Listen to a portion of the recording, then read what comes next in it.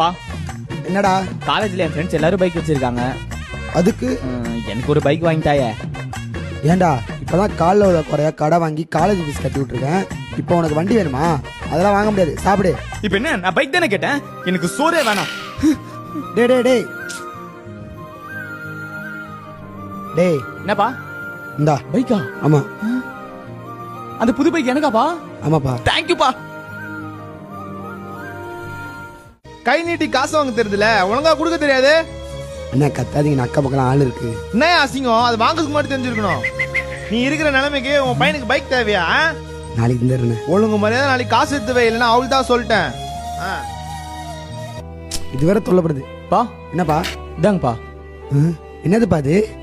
பைக்கை வித்துட்டேன்பா. ஏன்பா? உங்க மானத்தை விட எனக்கு அந்த பைக் ஒன்றும் பெருசா தெரியலப்பா. இந்த காசு எடுத்து போயிட்டு அவன் மூஞ்சிலே விட்டுறீங்க.